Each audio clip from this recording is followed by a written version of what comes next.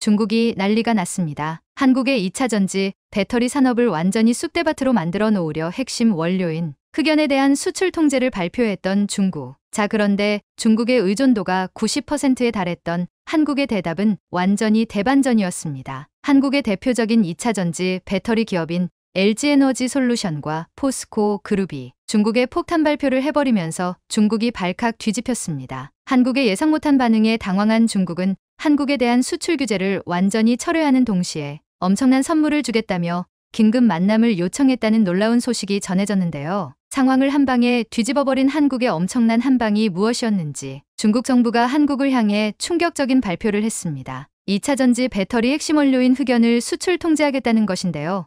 20일 업계에 따르면 당장 오는 12월부터 고순도순도 99.9% 초과, 고강도 인장 강도 30배 초과, 고밀도 짐당 1.732 초과 인조흑연 재료와 제품 등이 중국의 수출 통제 대상에 포함됩니다. 중국 상무부와 해관총서세관은 이날 이 같은 내용의 흑연 관련 항목 임시 수출 통제 조치의 개선 조정에 관한 공고를 발표했습니다. 현재 흑연은 채굴, 제련 등 대부분의 생산 과정에서 중국 의존도가 높습니다. 중국에서 생산되는 혹연 물량은 전 세계 물량의 80%가 넘습니다. 산업통상자원부에 따르면 한국은 2021년 기준으로 인조흑연의 87%, 천연흑연의 72%를 중국에서 수입했습니다. 흑연이 배터리 핵심 소재인 음극재 생산에 쓰이는 만큼 국내 배터리 업계와 배터리 소재 업계가 초비상이 걸렸습니다. 중국의 흑연 수출 통제로 우선 직접적인 영향을 받는 곳은 국내에서 유일하게 흑연을 이용해 2차 전지용 음극재를 대량으로 생산해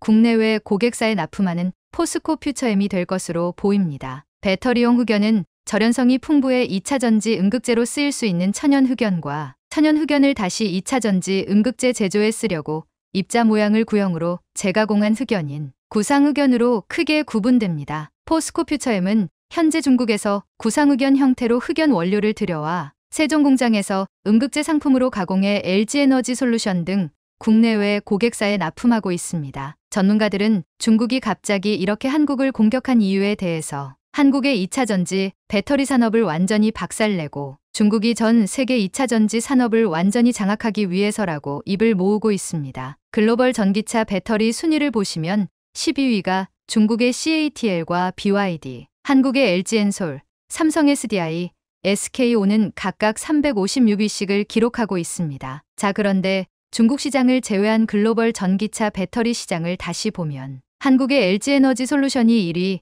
SK온과 삼성 SDI 각 4위와 5위를 차지했습니다. 중국의 BYD는 중국 시장을 제외하면 점유율이 고작 1.6%로 초라합니다. CATL은 1위인 LG엔솔을 위협하는 수준의 점유율을 기록하고 있지만 방위담회로 싼 가격에 많은 물량을 팔고 있기 때문에 실제 매출을 비교해보면 압도적인 격차로 한국의 LG엔솔이 1위를 기록하고 있습니다. 전기차 배터리는 크게 세 가지로 나뉩니다. 꿈의 배터리라 불리는 전고체 배터리, 프리미엄 전기차 모델에 탑재되는 리튬이온 배터리, 마지막으로 저렴한 경차나 소형차에 들어가는 LFP 배터리. 자, 그런데 꿈의 배터리인 전고체 배터리 기술은 한국이 압도적인 세계 1위인데다가 프리미엄 전기차 모델에 탑재되는 리튬이온 배터리도 한국의 LG, 삼성, SK가 압도적인 점유율로 세계 1위를 차지하고 있습니다. 유일하게 중국이 앞서는 배터리가 바로 저렴한 LFP 배터리인데요. 중국이 유일하게 잘하고 있던 분야이기도 하죠. 자, 그런데 중국이 유일하게 잘하던 LFP 배터리 제조를 한국이 위협하기 시작했습니다. 한국이 LFP 배터리를 곧 만들겠다는 파격적인 발표를 해버린 것인데요. 이를 위해 삼성 SDI 쇠메카 배터리, 에코프로비엠 양극재, 동화일렉트로라이트 전해질, CIS 장비 등의 주요 기업들이 모두 참여하여 중국의 LFP를 압도해버리는 퀄리티의 새로운 LFP를 만들겠다는 계획이 알려졌습니다. 산업부는 현재보다 높은 수준의 LFP 배터리 기술 개발에 성공한다면 배터리 전 품목에서 세계적인 경쟁력을 확보하게 될 것이라고 밝혔는데요. 이 소식이 전해지자 중국은 난리가 났습니다. 르룸버그 NEF는 2030년까지 미국 전기차 시장에서 LFP 배터리가 초과 수요를 유지할 것으로 예상했으며 미국 내 전기차 수요의 40%를 LFP 배터리가 점유할 것으로 전망했습니다. 이에 중국은 자신들이 LFP 배터리 독식을 예상하며 즐거워했는데 한국의 깜짝 LFP 배터리 개발 및 생산 발표를 듣고 망연자실해하기 시작했습니다. 전문가들은 중국이 한국의 LFP 배터리 진출 소식을 듣고 충격을 받은 나머지 한국의 배터리 산업을 완전히 박살내야겠다고 다짐했고, 이를 위해 가장 먼저 배터리 핵심 원료인 흑연 수출을 통제하겠다는 충격적인 발표를 했다고 전했습니다. 자, 그런데 대반전이 일어났습니다. 중국이 수출 규제를 하면 한국 배터리 기업들이 중국에 무릎을 꿇을 것이라 상상했던 중국 정부. 자, 그런데 한국 기업들이 중국과 무역을 완전히 끊어버리겠다는 역폭탄 발표를 해 중국을 깜짝 놀라게 만들었습니다. LG에너지솔루션의 경우 배터리 제조 기업임에도 천연흑연 확보전을 일찌감치 시작했습니다. 회사는 지난해 10월 호주 흑연 업체인 시라와 천연흑연 공급을 위한 업무협약을 체결하고 2025년부터 천연흑연 2,000톤들 공급받을 예정입니다. 중국이 이렇게 나올 것을 미리 예측하고 호주와 대규모 계약을 미리 체결해 두었던 것인데요. 놀라운 예측이 정확히 맞아 떨어졌습니다. 포스코 퓨처엠에 원자재를 공급하는 포스코 인터내셔널도 탄자니아 소재 파루 그라파이트와 천연흑연 장기 공급 계약을 체결했습니다. 포스코 그룹도 중국의 막가파식 수출 규제를 사전에 예측해 이러한 과감한 결단을 선제적으로 내린 것인데요. 포스코 인터내셔널은 1천만 달러 약 130억 원을 광산에 투자해 향후 25년간 총 75만 규모의 천연흑연을 공급받을 예정입니다. 호주 광업회사 르렌옥마이닝의 자회사인 탄자니아 파루 그라파이트는 탄자니아의 천연흑연 매장량 세계 2위의 마헨지 광산을 보유하고 있습니다. 마헨지 광산에서는 앞으로 25년간 흑연 채굴이 가능해 중국의 수출 통제를 완전히 무력화시키기에 충분했습니다. 한국이 이렇게 너무나 빠른 속도로 탈중국을 성공시키자 당황한 시진핑 중국 국가주석은 한국 총리를 만나 중국과 한국은 뗄 수 없는 동반자라고 말하며 한국에 엄청난 선물을 줄 것이라 예고한 것으로 전해졌습니다. 중국 관영 CCTV와 한국 국무총리실에 따르면 시 주석은 항저우의 시내 모처에서 한 총리를 만나 중국과 한국은 이사갈 수 없는 가까운 이웃, 뗄 수 없는 동반자라고 말했습니다. 시 주석은 또 중한관계 안정은 양국 국민의 공동이익에 부합한다며 전략적 협력 동반자 관계를 발전시키기 위해 한국과 협력할 것이라고 말했습니다. 그러면서 그는 중국은 한국에 대한 설린우호 정책을 견제하고 있으며 한국이 중한 협력을 위해 노력하겠다는 의지를 중시한다고 전제한 뒤 한국이 중국과 함께 중한 관계를 중시하고 발전시키겠다는 것을 정책과 행동에 반영하고 서로를 존중하며 우호 협력의 큰 방향을 유지하기를 바란다고 말했습니다. 하지만 시진핑은 절대 믿을 수 없는 남자입니다. 최근 시진핑이 도널드 트럼프 전 대통령을 만나 했던 발언록이 공개되는데요. 월스트리트 저널은 트럼프가 시진핑을 만난 뒤 시 주석은 중국과 한국의 역사에 대해 얘기했다. 북한이 아니라 한국 KUREA를 얘기했다. 몇천 년의 역사와 많은 전쟁을 말하는 것이다. 한국은 사실 예전에 중국의 일부였다고 했다고 전했다고 보도했습니다. 한국을 무력 통일하겠다는 시진핑의 계획, 한국이 중국의 일부였다는 거짓 역사관을 퍼뜨리는 밑작업을 시작한 것입니다. 시진핑 중국 국가주석의 유일한 정치적 라이벌로 여겨졌던 리커창 전 중국 국무원 총리가 돌연 사망하자 중국은 지금 리커창 전 총리에 대한 추모 열기 속에서 그의 갑작스러운 죽음을 둘러싼 음모론이 나오고 있습니다. 중국 관영 CCTV는 지난 27일 리커창 전 총리가 상하이에서 심장마비로 사망했다고 보도했습니다. 현재 중국 SNS에는 확인되지 않은 음모론이 난무하고 있습니다. 심장마비로 쓰러진 리커창 전 총리가 의사도 없는 구급차로 이송됐다며 인터넷에 공유된 영상을 보면 인공호흡기를 끼고 누워있는 중년 남성 옆에서 간호사로 보이는 여성이 하염없이 흐느끼고 있습니다. 하지만 곧 이 영상은 중국 장시성에 살던 한 부부의 사연으로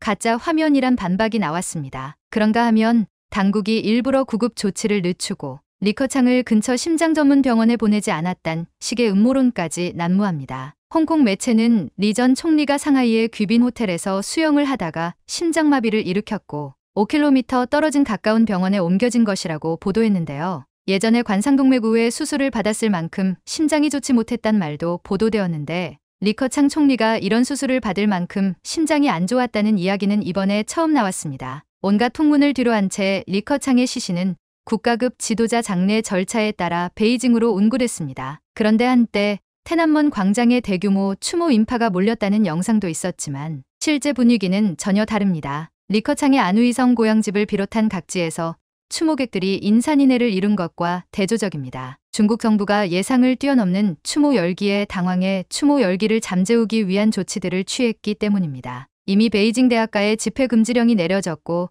리커창 사망은 포털 검색어 순위에서 사라졌습니다. 대신 시진핑의 농업 정책 관련 내용이 갑자기 맨 위로 치고 올라왔습니다. 하지만 음모론은 꼬리에 꼬리를 물고 확대 생산되고 있으며 개혁 성향의 인사들은 SNS를 통해 의문을 제기하고 있습니다. 중국을 흔히 블랙박스의 나라라고 말합니다. 그만큼 내부에서 일어나는 일이 투명하게 외부로 알려지지 않는 사회라는 의미입니다. 특히 홍콩에 영향력 있는 블로거로 알려져 있는 차이 생구는 이런 글을 올렸습니다. 리커창의 갑작스러운 심장마비는 후야오방의 사망 당시를 연상케 한다. 현재 중국의 의료 시스템은 갑작스러운 심장마비는 완전히 통제할 수 있으며 리커창 총리의 위치라면 항상 전담 의사와 비서, 경호원이 둘러싸고 있고 만약 심장마비가 발생하더라도 응급약을 복용했을 것이다. 만일 심장마비가 베이징 이외의 지역에서 발생했다 하더라도 뇌경색보다 훨씬 쉽게 심장마비를 통제할 수 있다. 하지만 최근 숙청은 더욱 거세졌고 마오쩌둥 시대보다 더 가혹해졌다.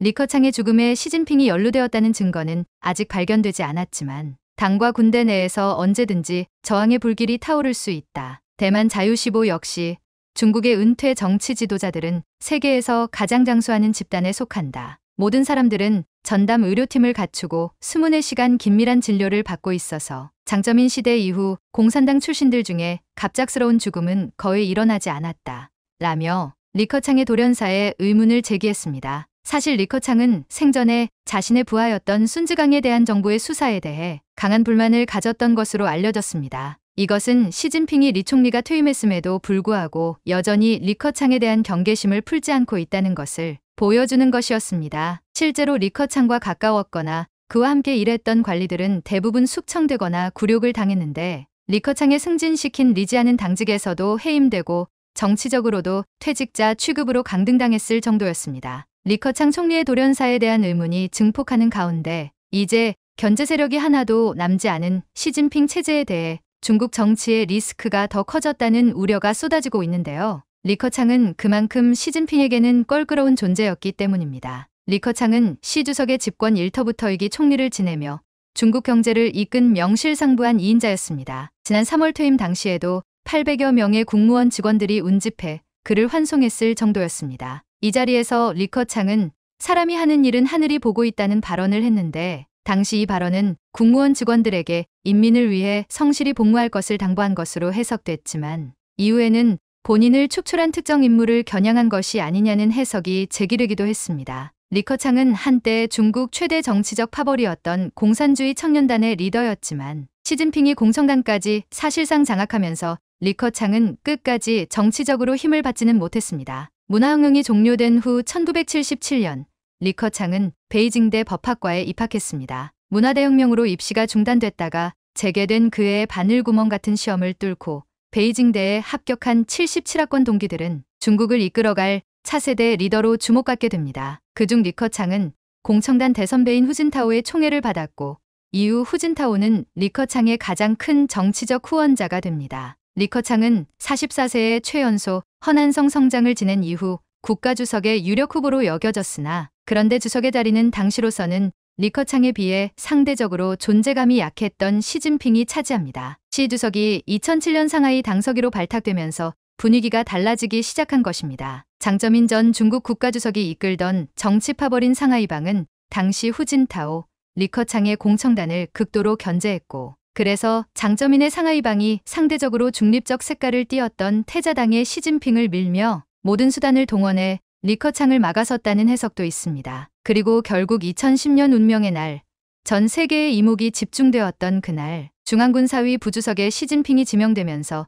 리커창과 시진핑의 권력 다툼은 결국 시진핑의 승리로 종결됐습니다. 당시 쩡징홍이 강력하게 시진핑을 밀지 않았다면 부주석의 자리는 가장 인기 있었던 지도자 리커창의 차지가 되었을 것이란 전망이 우세했습니다. 이후 시진핑 우위의 서열이 계속해서 이어지다가 시진핑이 국가주석이 되자 리커창은 2013년 공산당 서열 2위 국무원 총리에 오르며 대한 세력에 만족해야 했습니다. 관료 스타일의 리커창이 시진핑의 카리스마에 눌려 자신의 색을 보여주지 못했다는 해석과 함께 공청단 파벌의 세가 약해지면서 리커창의 정책에 힘을 실어주지 못했다는 분석도 나옵니다. 하지만 리커창에 대한 중국 인민과 공산당의 신임은 두터웠습니다. 시진핑 치세의 경제 부문에서 실망스러운 결과가 나올 때마다 리커창이 재조명된 것을 보면 알 수 있습니다. 특히 리커창이 축출되기 직전인 지난 3월 양회에서 진행한 그의 마지막 업무 보고에는 무려 37초간 박수가 이어졌습니다. 이 장면만으로도 당내에서 리커창에 대한 평판이 얼마나 높았는지, 신임이 얼마나 두터웠는지를 확인할 수 있었습니다. 이런 리커창에 대한 인민과 당의 신뢰를 시진핑이 그냥 두고 볼 리 없었습니다. 시 정권의 리커창 지우기는 리커창 퇴임 이후 빠른 속도로 진행됐습니다. 시진핑은 3기 집권 이후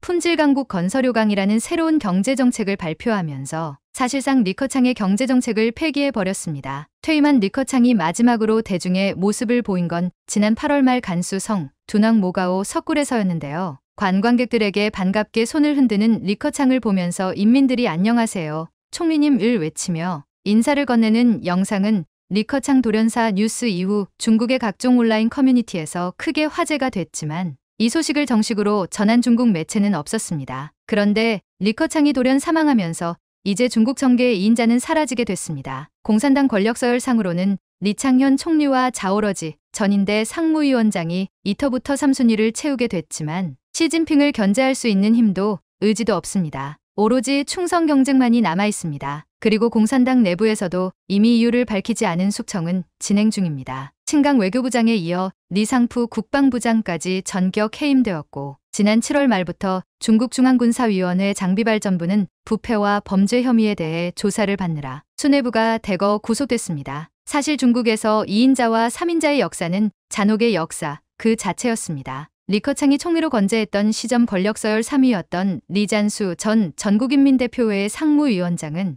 2022년 돌연 사라졌는데 별다른 설명 없이 연초 신년다 과회에 불참하면서 사실상 낙마한 것으로 알려졌습니다. 당시 중국 언론들은 리잔수가 시 주석의 측근이 된 것은 삼촌 리장장 덕분인데 리장장이 최근 어떤 사고로 조사를 받고 있다라고 보도했고 이후 어떠한 해명도 못하고 무대에서 사라졌던 것입니다. 그런데 시진핑은 능력 있는 경제학자이자 인민들의 신망이 두터운 리커창을 왜 자기 사람으로 만들지 못하고 그렇게 견제했던 것일까요? 먼저 두 사람은 중국의 경제정책에 대해 상반된 시각을 가지고 있었습니다. 경제통인 리커창은 성장을 중요시했지만 시진핑은 분배를 중요시하면서 공동부유를 추진했습니다. 리커창은 국영기업을 축소하고 시장과 기업을 중요시하자고 한 반면 시진핑은 국영기업의 역할을 통해서 당이 영향력을 행사하는 쪽을 원했습니다. 그러다가 시진핑 임기 2기 때에는 아예 리커창을 무시하고 시진핑 세력이 경제정책까지도 좌지우지하는 모습을 보였습니다. 하지만 리커창도 가만히 있지는 않았습니다. 치고 빠지는 작전처럼 자신이 할 말을 적절한 타이밍에 해서 시진핑의 속을 뒤집어 놓곤 했습니다. 특히 리커창은 중국의 GDP는 조작이 가능하다. 나는 믿지 않는다. 대신 나는 철도 물동량, 전력 소비량, 은행 신규 대출 이 세 가지를 신뢰한다. 라고 말해 파문을 일으켰는데요. 중국 공산당 고위 관료의 입에서 중국 당국의 동계를 믿지 않는다는 발언이 나왔고 중국 경제를 진단하는데 바로미터 삼았습니다. 이런 발언들이 시진핑의 눈에 좋게 보일 리 없었을 것입니다. 더욱이 2020년 후베이성 우한에서 코로나19가 퍼졌을 때 리커창이 한 행동은 시진핑의 심기를 크게 건드리고 말았습니다. 감염병 권위자 중 난산이 TV에서 사람에서 사람으로 감염된다는 게 증명됐다라고 말했습니다. 코로나 전염 유형은 지금은 상식이지만 감염병 초기 관련 보도가 완전히 통제됐던 중국에선 기밀이었습니다. 그런데 이후 아사히 신문은 사실상 팬데믹의 시작을 알린 이 발표는 바로 리커창의 의지로 관철됐다고 보도했습니다. 리커창이 아니었다면 당시 중 난산의 발표는 중국 인민들에게 공식적으로 알려지지도 못했을 것이란 이야기였습니다. 이것 역시 시 주석의 심기를 불편하게 했을 것입니다. 더구나 시진핑 주석이 탈빈곤 사회를 이룩하겠다고 말하자 리커창은 이렇게 말했습니다. 아직도 중국에서는 6억 명이 월 수입 1,000위안, 약 18만 원으로 생계를 꾸리고 있다. 마치 시 주석을 향해 인민들의 이런 현실을 알고나 있냐는 듯 뼈를 때리는 발언을 한 것입니다. 그러면서 리커창은 절대 빈곤 해결을 위해 노점상 활성화가 필요하다고 주장했지만 당시 시진핑은 받아들이지 않았습니다. 그런데 최근 청년 실업률이 사상 최고치에 달하고 경제가 나빠지자 중국 공산당은 결국 노점상 활성화를 용인하기에 이릅니다. 리커창의 발언이 옳았던 것입니다. 이렇게 중국의 권력서열 12위였던 시진핑, 리커창 간에는 미묘한 갈등이 늘 있었습니다. 특히 시진핑 권력 집중의 찬양 일색인 중국의 분위기에서 리커창 총리는 정작 시 주석의 가장 큰 시책인 14차 5개년 경제계획 2021터부터 2025년에 시비를 걸면서 중국 공산당의 현 주소를 냉정하게 평가해야 한다는 쓴소리를 한 게 결정적이었습니다. 이는 시진핑 주석의 방향이나 장담과는 완전히 다른 것이어서 리커창 총리의 이 발언의 숨은 의도가 무엇인지 서방 언론들도 주목했습니다. 더구나 시진핑 주석이 미국을 향한 공격의 칼날을 매섭게 다지고 있는 상황에서 정작 그를 뒷받침해야 할 총리가 시진핑을 들이받은 셈이 되었던 것입니다. 리커창 총리는 중국은 세계 2위의 경제대국이 됐지만 1인당 수준은 높지 않다. 우리가 선진국 수준에 접근하려면 장기간에 걸친 각고의 노력이 필요하다라고 강조했습니다. 리 총리의 말은 사실이긴 했지만 그동안 중국 당국이 선전해 왔던 내용과는 완전히 다른 것이었습니다. 이를 다른 말로 표현하자면 빈부 격차가 줄어들고 부의 평등 배분이 이루어지고 있다라고 주장하는 시진핑 주석에게 그것은 거짓말이라며 일격을 가한 것이나 다름없었습니다. 또한 시진핑 주석이 자신의 새로운 국가자본주의의 길을 재천명하며 기본적으로 중국 정치 경제에 대한 공산당의 전면적인 통제를 주도하겠다고 밝히자 리커창 총리는 시진핑 주석의 경제 방향과는 완전히 다른 소리를 했습니다. 리커창은 국무원 상무회의를 주재하는 자리에서 시장 주체들의 빈곤 퇴치와 금융지원 정책의 지속적 이행, 신교융자 확보가 실물 경제, 특히 중소기업들에 집중되도록 지원하기 위한 금융지원 정책의 추가적인 이행을 지시했던 것이었습니다. 사실 리커창 총리가 지시했던 내용들은 중국 경제 활성화 안정을 위해 모두 필요한 정책들이었습니다. 하지만 두 사람은 달라도 너무 달랐습니다. 시진핑 주석이 국가주도의 사회주의 경제를 말했다면 리커창 총리는 시장주도의 실물 경제를 살려야 중국이 빈곤에서 벗어날 수 있다고 강조한 것으로 둘은 완전히 달랐습니다. 시진핑 주석이 국가주도의 공유경제를 다시 주창한 것은 중국 공산당이 지속할 수 있는 유일한 방법은 바로 그것밖에 없다고 판단했기 때문이었습니다. 이것이 홍콩을 본토화하려는 동기이기도 합니다. 다시 말해 중국이 홍콩화되면 중국 공산당은 살아날 길이 없게 된다. 따라서 중국 공산당이 생존하려면 마오쩌둥 사상으로 돌아가야만 한다는 것이 시진핑의 주장입니다. 그런데 리커창의 생각은 달랐습니다. 중국의 긴 미래를 바라본다면 중국이 차츰 홍콩화되어 가야 한다는 생각을 가지고 있었습니다. 그래서 시장 중심의 실물 경제를 중시했던 것입니다. 결국 시진핑은 리커창을 노골적으로 견제했습니다. 베이징에서 열린 기업인 좌담회와 경제문제 토론회에 정작 경제부문을 총괄하는 리커창 총리는 참석시키지 않았습니다. 이러한 시진핑 주석 측의 반격에 대해 리커창 총리도 가만히 있지는 않았습니다. 중국 내륙 지방에 엄청난 홍수가 발생하자 시 주석은 이미 홍수가 지나가고 나서 수해 흔적도 전혀 없는 평온한 지역을 방문했지만 리커창 총리는 엄청난 수해로 심각한 상황에 빠져 있는 지역을 방문했던 것입니다. 당시 국무원 사이트의 수해 현장서 리커창 총리가 장화를 신고 흙탕물을 헤치며 걷는 사진이 올라오자 인터넷상의 반응이 뜨거웠습니다. 원래 자연재해가 발생하면 지도자는 반드시 재해 현장을 시찰하고 진두지휘하는 것이 중국 공산당 정권의 전통이었는데 시진핑 주석과는 달리 리커창 총리가 바로 이 전통의 모습을 보여주었기 때문에 중국인들 사이에 호응이 대단했던 것입니다. 또한 리커창은 우한 지역에서 코로나가 극심할 때에 우한 지역으로 직접 뛰어들어 위기 대응을 했습니다. 반면 시진핑은 베이징을 벗어나지도 않았고 공식 행사마저도 주저했습니다. 완전히 상반된 행보였습니다. 코로나 사태에 대응하는 영도 소조, 즉 특별 임무 수행을 위한 비공식 의사결정 기구 조장도 시진핑이 아닌 리커창이 맡았습니다. 시진핑 주석 자신이 주재한 회의에서 그렇게 정했고 코로나의 진원지인 후베 이성 우한시를 방문한 관료는 리커창 총리였습니다. 당시 중국 전문가들은 코로나19 사태가 정치적으로 위험하다는 걸 알고 시진핑이 리커창 총리에게 그 총책임을 맡겼다라고 분석했습니다. 그런데 코로나19가 잠잠해졌을 때 제로 코로나 정책을 펼치며 뒤늦게 언론의 부쩍 모습을 비추었던 시진핑은 모든 공은 또 자신에게 집중되도록 했습니다. 이처럼 사사건건 리커창과 시진핑은 물밑에서 신경전을 벌였고 중국 권력 최상층부의 충돌은 모두가 아는 사실이었습니다. 군부를 장악하고 실권을 쥔 인물은 시진핑이었지만 중국 인민들에게 신망을 얻었던 정치인은 리커창이었습니다. 그래서 리커창의 부고 소식이 알려지자 SNS마다 엄청난 해시태그가 달리고 리커창 동지 영정, 리커창 동지 부고 등이 각각 검색어 순위 1, 2위를 기록하는가 하면 리커창 동지가 세상을 떠났다라는 해시태그가 22억 회 이상의 조회수를 기록하는 등 추모 열기가 뜨거웠던 것입니다. 그러자 중국 당국은 지금 SNS를 통해 추모 열기가 확산되는 것을 들어막으려 안간힘을 쓰고 있습니다. 1989년 6월天安문 민주화운동이 후야오방 전 총서기의 추도식이 계기가 됐다는 점에서 리커창 추모 열기가 행여나 시진핑 반정부 시위로 발전할까 두려워하는 것인데요. 급기야 지난 29일 리 전 총리의 사망 사흘째 되던 날 중국 SNS 등에서 그와 관련 해시태그가 돌연 사라졌습니다. 웨이보에서는 전날과 달리 상위 50위에서 리 전 총리 관련 해시태그를 찾아볼 수 없었습니다. 또 중국 대표 포털 사이트 바이두의 실시간 검색어 상위 50위에서도 관련 해시태그가 자취를 감췄습니다. 관영 매체도 리 전 총리와 관련해 자세히 다루지 않고 단신 뉴스만 내보여 뜨거운 추모 열기와 다른 행보를 보였습니다. 당국이 개입하지 않고서는 있을 수 없는 일입니다. 하지만 리 총리를 애도하는 중국 인민들의 열기는 사그라들지 않고 있습니다. 리커창이 유년 시절에 살던 안우이성,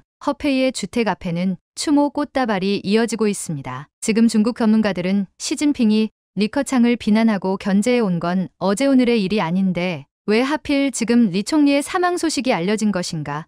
왜 하필 지금인가에 주목하고 있습니다. 시진핑이 리커창의 죽음에 개입했다는 증거는 아직 없지만 전문가들은 시진핑 3기 내각이 의외로 허약하다는 점을 이유로 꼽습니다. 친강 외교부장과 국방부장 등 친위 부대들이 부패 혐의로 추락하고 여기에 엄청난 청년 실업률과 헝다그룹의 파산설 등 중국 경제의 침체로 수세에 몰린 시진핑이 행여나 반시진핑파의 구심점이 될 수 있는 마지막 인물, 즉 능력과 자질 면에서도 평생의 라이벌이었던 리커창을 그대로 둘 수 없었던 것이 아닌가 분석이 나오고 있는데요. 대부분의 중국 전문가들은 이렇게 예견합니다. 시진핑은 리커창 전 총리의 추모 열기를 어떻게든 식히기 위해 가진 방법을 동원하겠지만 만일 리커창의 장례식이 제대로 치러지지 않으면 오히려 국민적 저항이 걷잡을 수 없을 것이라고 말입니다. 장기 집권과 경제 침체로 시 주석에 대한 반발 여론이 높아진 상황에서 리커창 전 총리의 사망이 어떤 식으로 전개될지 귀추가 주목됩니다. 중국의 경제 위기와 민심 위반이 심상치 않습니다. 최근 중국의 대형 부동산 개발업체 비구이 위안이 달러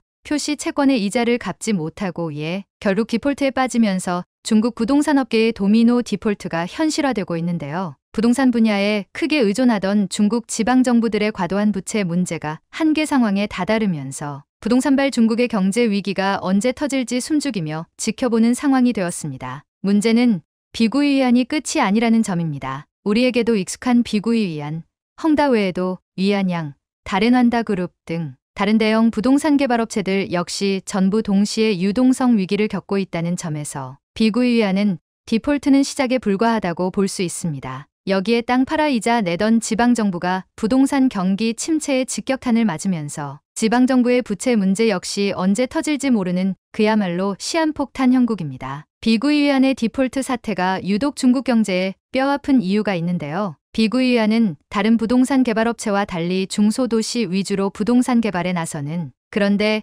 디폴트가 발생하자 중국 정부 입장에서는 이 점이 오히려 치명타가 되었습니다. 한마디로 부유층이나 은행 같은 투자자들 뿐만 아니라 서민층과 건설 노동자에게까지 그 피해가 어느 정도일지 예측조차 되지 않고 있습니다. 현재 이 회사가 갚아야 할 부채는 역외 채권만 무려 109억 6천만 달러입니다. 58억 1천만 달러 상당의 비위안화 표시 대출도 갚아야 합니다. 대부분 보도에서는 주로 이 건설회사가 은행에 갚아야 할 부채를 못 갚고 있는 것에만 초점을 맞추고 있지만 사실 더 심각한 문제는 서민과 노동자들이 비구이 위안 때문에 막대한 피해를 입었다는 점입니다. 최근 블룸버그는 중국 산둥성 주예현에 거주하는 화이란이라는 여성의 사례를 소개하며 그가 2021년 비구이 위안으로부터 산 아파트가 공사가 지연되며 아예 입주조차 하지 못하게 됐다고 전했습니다. 화이란 씨는 진흙으로 만들어진 집에서 유년 시절을 보내며 벽돌로 지어진 아파트를 사겠다는 일념으로 재산을 모았고 전 재산을 쏟아 아파트 분양권을 샀지만 그가 산 아파트는 완공되지도 못한 상황에서 가격이 25%나 떨어졌습니다. 이것도 사겠다는 사람이 없으니 그가 날릴 돈이 25%에 불과할지 어떨지 알 수 없는 상황입니다. 또 비구이 위안의 건설 노동자들은 공사 중단으로 밀린 임금을 지불받지 못해 생활고에 처하게 됐습니다. 비구이 위안의 광둥성 건설 현장에는 수개월째 임금을 받지 못한 건설 노동자들이 파업에 나섰습니다. 현재 중국 SNS인 더우인에는 건설 노동자와 재산 피해를 본 시민들이 당국의 비구이 위안이 임금을 지불하고 공사를 재개할 수 있도록 해달라고 항의하는 모습이 담긴 영상이 확산되고 있습니다. 이렇게 중소도시를 기반으로 성장해온 기업이 위기에 빠질 경우 중국 34선 도시의 서민 경제는 직격탄을 맞고 중국 전역에서 민심위반이 일어날 수 있다는 점이야말로 진짜 중국 경제의 뇌관입니다. 전문가들은 중국 정부가 부동산 개발업체의 연쇄 디폴트를 얼마나 효과적으로 차단하는지에 따라 향후 중국 경제의 명운이 갈릴 것이라고 보고 있습니다. 하지만 중국은 이런 심각한 경제 사정이 알려지는 것을 철저히 통제하고 있습니다. 중국은 경제적인 면에서는 자본주의 국가보다 더 자본주의에 길들여진 곳입니다. 서민들도 자본주의 천병인 은행으로부터 대출을 받아 집을 사고 생계를 이어가는 것을 당연하게 생각하고 가장 미국적인 매장인 아이폰, 스타벅스, 테슬라 등이 가장 잘 팔리는 시장도 중국입니다. 하지만 정치의 영역으로 옮겨가면 이야기가 달라집니다. 정치적인 의사 표현이나 언론의 자유는 철저하게 동제됩니다. 오죽하면 각각 중국 외교부와 국방부 수장인 2명의 장관 겸 국무위원이 몇 달 동안 명확한 사유도 없이 실종됐다가 갑자기 경질돼도 문제를 제기하는 목소리는 전혀 밖으로 새어나오지 않습니다. 그 중에서도 시진핑 정권을 흔들려는 제2의 테난먼 사태와 같은 시위를 가장 두려워합니다. 최근에는 항저우 아시안게임에서 격려의 포옹을 한 중국 육상 선수 2명의 참가 번호가 테난먼 시위가 벌어진 6월 4일을 연상시키는 6번과 4번이라는 이유로 관련 사진이 삭제되는 웃지 못할 일이 벌어질 정도였습니다. 그런데 이렇게 경제가 안 좋은 시점에 하필 누구보다 친시장주의 정책을 펼치려 했던 리커창 전 총리의 사망 소식이 전해지자 그를 그리워하는 추모 열기에 불이 붙었고 지금 중국 공산당은 그 추모 열기가 어디로 될지 몰라 전전등긍하는 모습입니다. 비구이한 디폴트와 리커창 총리의 석연찮은 사망이 하필 같은 시기에 터지자 중국 정부는 결국 특단의 조치까지 내렸습니다. 당국은 먼저 대학 내 모임을 금지시켰습니다. 또한 테난먼 근처에는 접근 금지 명령을 내렸으며 테난문으로 향하는 지역의 동행까지 금지시켜 버렸습니다. 전시사태에 준하는 조치라고 볼 수 있는데요. 또한 리 총리의 사망이 확인된 지수일이 지났음에도 장례식 일정조차 발표하지 못하고 있습니다. 중국 안팎에선 제2의 후야오방 사망 이후 사태를 우려하기 때문이라는 지적이 나오고 있습니다. 1989년 테난먼 사태는 후야오방 총서기의 사망 소식에서 촉발되었기 때문입니다. 결국 시진핑 주석은 대규모 경기 부양책으로 민심을 잡기 위해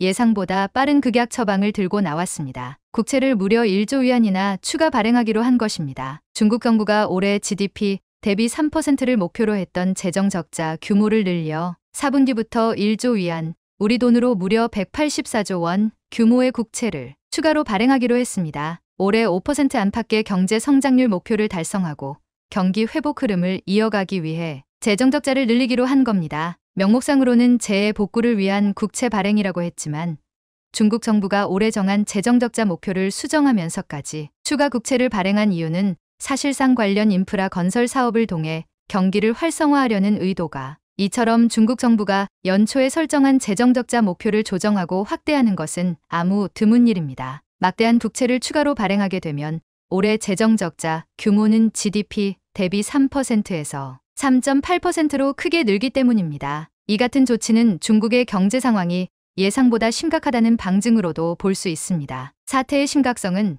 시진핑 주석이 취임 후 10여 년 만에 처음으로 중앙은행인 인민은행을 방문한 것을 봐도 알 수 있습니다. 중국이 1조 위안, 즉 184억 원에 달하는 국채를 추가로 발생하면 중국의 GDP 대비 국가 채무 비율이 300%에 이르는 점을 감안할 때 이것은 정말 이례적으로 큰 규모입니다. 외형상 목적은 올해 목표 성장률 5%를 달성하기 위한 긴급대책 성격이 짙지만 시진핑이 내세웠던 모두가 잘 사는 사회 구축의 실패, 경기 침체, 1대1로와 위안화 국제화 부진, 미국과의 경제 패권 다툼 열세 등 위기에 처한 시진핑의 리더십을 살리기 위한 자구책이라는 시각이 지배적입니다. 그러나 서방에서는 이번 조치가 경기를 살리기보다 부작용이 더 클 것이라고 우려합니다. 국가 채무가 이미 위험선을 넘은 여건에서 추가 발행분이 소화되지 못하면 국채 금리가 급등할 수밖에 없기 때문입니다. 중국 정부가 우려하는 이 상황에 봉착하면 늘어난 공공지출을 민간지출이 상쇄하는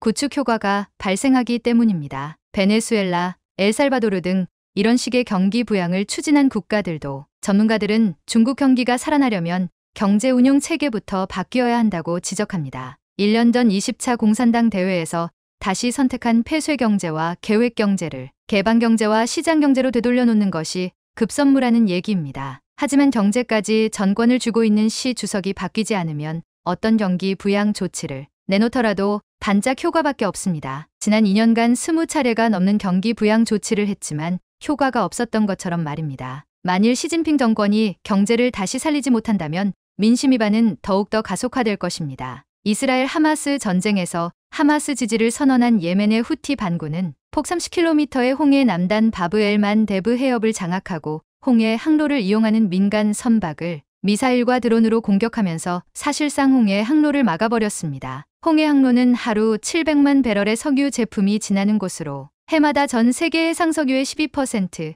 LNG 8%, 컨테이너 20%가 이곳을 통과해 왔습니다. 따라서 이런 홍해 항로가 차단되고 또 차단 기간이 장기화된다면 세계는 다시 한번 글로벌 인플레이션 위기가 닥칠 수 있다는 우려가 커지고 있는 상황입니다. 그런데 이때 중국이 뜬금없는 제안을 하고 나섰습니다. 중국과 유럽을 잇는 화물열차를 홍해 항로의 대안으로 제시하며 은근슬쩍 1대1로 띄우기에 나선 것인데요. 하지만 자국에서 발생한 철도 참사만 봐도 중국이 과연 1대1로 화물 철도를 운운할 입장이 되는지 의문입니다. 이번에 중국의 유럽행 화물열차 띄우기에 선봉에 선 매체는 중국 관영 영자신문인 글로벌타임스였습니다. 이 매체는 홍해 긴장으로 인해 유럽과 지중해 지역으로 향하는 해상 항로가 영향을 받고 있는 가운데 분쟁이 격화될 경우 중국 유럽 화물열차가 대안이 될 수 있다라고 보도했는데요. 홍해가 막히자 대륙간 화물열차를 대안으로 내세워 1대1로를 더욱 확장하려는 것입니다. 중국 관영 영문신문인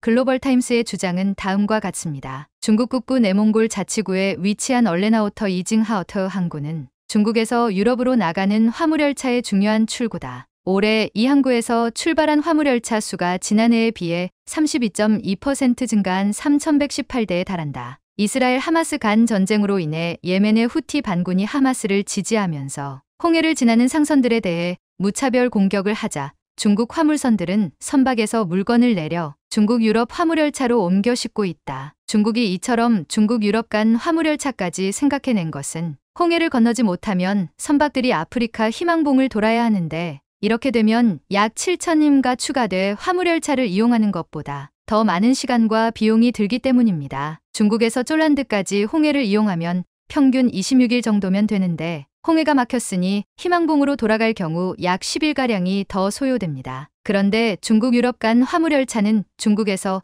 폴란드까지 16일밖에 소요되지 않습니다. 그래서 중국은 화물열차를 활용하자고 제안한 것인데요. 하지만 중국 유럽 화물열차는 해상운송에 비해 비용이 더 비싸고 해상운송을 완전히 대체할 만큼 운송량도 충분하지 않습니다. 이런 단점을 알면서도 중국이 중국 유럽 화물열차 시나리오를 띄우는 이유는 무엇일까요? 단 하나, 1대1로 띄우기를 하려는 것이란 게 전문가들의 분석입니다. 1대1로는 시진핑 국가주석이 지난 2013년 제시한 중국의 핵심 대외 확장 전략으로 중국과 중앙아시아, 유럽, 동남아시아, 중동, 아프리카 등을 해상으로 잇는 신신 실크로드 사업입니다. 중국 유럽 화물열차 자체가 이런 시진핑 주석의 1대1로 사업의 일환으로 건설된 것입니다. 시 주석은 중국 유럽 화물열차를 그동안 꾸준히 확장시켜 왔습니다. 현재 이 신어우 이웃시 신장자치구 유럽, 위신 어우 충칭 신장자치구 유럽, 중국과 중앙아시아, 유럽을 잇는 다양한 국제 화물 노선이 운행 중입니다. 그런데 이번에 후티 반군이 홍해를 지나는 상선들에 대해 공격을 하자 중국은 이참에 자신들이 주도하고 있는 새로운 무역로, 즉 1대1로를 홍보하면서 철도 강국 중국이라는 이미지를 만들려는 기회로 여긴 것인데요. 그런데 중국이 철도 강국의 속내를 내비치자마자 황당한 사고가 발생해 이런 주장들을 무색하게 만들었습니다. 간수 성대지진으로 수백 명의 사상자가 나고 지금도 사상자 수가 늘고 있는 가운데 이번에는 중국 베이징 지하철에서 열차 추돌 사고가 일어났습니다. 그런데 이번에도 역시 사건 발생일인 지난 14일 베이징 당국이 발표한 사상자는 30여 명이었지만 시간이 지날수록 사상자 수가 500여 명 이상인 것으로 나타나 사건만 났다 하면 일단 은폐하고 보는 습관이 이번에도 여지없이 드러났습니다. 문제의 사고는 지난 14일 오후 6시 57분께 베이징시 북부 지하철 창핑선 시얼치역과 생명과학원역 사이 지상 구간에서 벌어진 열차 사고였습니다. 1차 조사 결과 전날 내린 눈으로 지상 선로가 미끄러운 상태에서 앞서 달리던 열차가 긴급 제동을 했는데 뒤쪽 내리막 구간에서 따라오던 다른 열차가 제대로 멈추지 못하면서 추돌 사고가 벌어진 것으로 전해졌는데요. 베이징시 당국은 전날 사고 직후에는 추돌을 언급하지 않은 채 열차 객차가 분리됐다. 부상자가 30여 명이라고 발표했습니다. 하지만 이미 현지 매체들은 사고 당시 열차 꼬리 부분 일량이 분리됐다고 전해 베이징시 당국의 발표를 믿지 않는 분위기였습니다. 중국 당국은 이날 명확히 설명하지 않았지만 이를 간의 발표와 현장 영상 등을 종합하면 추돌의 충격으로 앞서 달리던 열차의 후미 객차들이 분리된 것으로 보이는데요. 중국 청년보 등 현지 매체들은 사고가 발생한 시월치역은 베이징 지하철 노선망에서 유동인구가 가장 많은 역 가운데 하나라고 전했습니다. 이를 이용 승객이 무려 40만 명에 달하고 아침과 저녁 피크 시간대에는 8만여 명이 몰리는 곳입니다. 사고 당일 베이징에는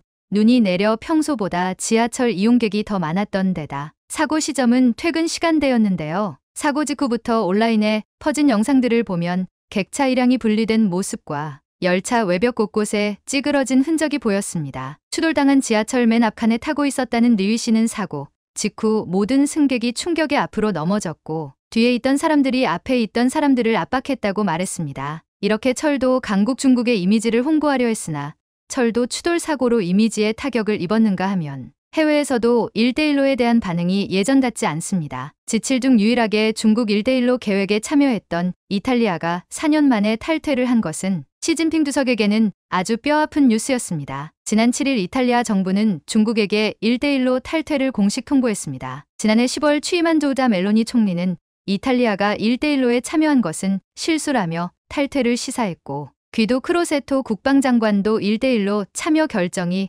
즉흥적이고 형편없는 행동이었다라고 평가해 중국을 당황시켰습니다. 그런데 여기에서 중요한 것은 이탈리아가 1대1로를 탈퇴하는 이유로 경제적 이유를 들었다는 점입니다. 1대1로 참여를 통해 얻은 경제적 이익이 기대만큼 크지 않았다는 것입니다. 이것은 그동안 중국이 1대1로에 참여하면 마치 경제적 혜택을 많이 입을 수 있는 것처럼 홍보해 왔지만 이제 그 실상을 알아버린 국가들이 늘고 있다는 것을 반증합니다. 중국 1대1로 참여를 다시 고려하는 국가는 또 있습니다. 남미의 아르헨티나입니다. 최근 아르헨티나가 중국이 주도하는 브릭스, 즉 브라질, 러시아, 인도, 중국 등 신흥경제 5개국의 경제블록 가입을 거부하고 1대1로 탈퇴 가능성을 제기하며 중국과의 국제 파트너십의 재조정을 시사해 중국을 분노하게 만들었는데요. 그러자 중국이 경제적 수단으로 아르헨티나에 압력을 행사하기 시작했습니다. 최근 중국은 아르헨티나에 지원하기로 했던 통화 스와프 계약을 중단한다고 통보했습니다. 중국은 아르헨티나와 65억 달러,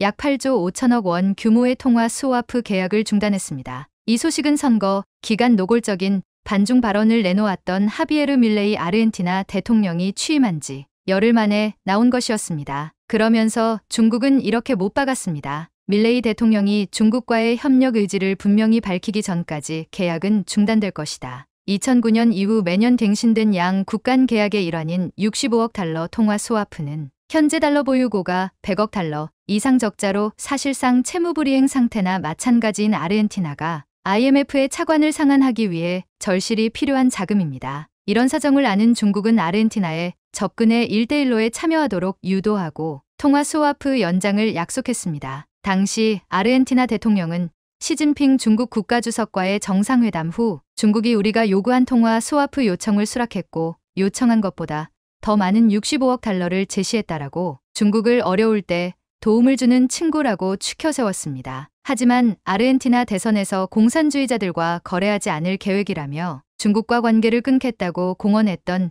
극우 자유주의 성향의 밀레이가 집권하자 중국이 통화 스와프 계약은 없던 일이라고 해버린 것입니다. 중국이 이렇게 나오는 데에는 반중 노선을 표명한 밀레이 대통령이 집권한 것도 있지만 아르헨티나가 덴마크로부터 미국의 중고 F-16 전투기들 구매한 데 따른 것입니다. 대선 전까지만 해도 아르헨티나는 중국의 신형 JF-17 전투기 구매 협상을 진행 중이었습니다. 하지만 이 협상은 남미에서 중국의 영향력을 제한하려는 미국의 심기를 크게 건드린 것으로 알려졌습니다. 그래서 미국은 이후 아르헨티나의 F-16 판매를 승인했을 뿐만 아니라 무기, 훈련, 병참 지원, 제트기의 여분 부품까지 약속하면서 중국과의 밀착을 떼어내려 했습니다. 결국 중국이 아르헨티나 새 정부에 대해 미국과 중국 중 한 곳을 선택하라고 선언한 것입니다. 얼마 전까지만 해도 중국이 제공하는 투자를 받기 위해서 1대1로 참여를 쉽게 결정했던 나라들이 이렇게 예전처럼 그렇게 호락호락하지 않게 된 것입니다. 하지만 중국의 경제 상황이 예전과 같지 않은 상황에서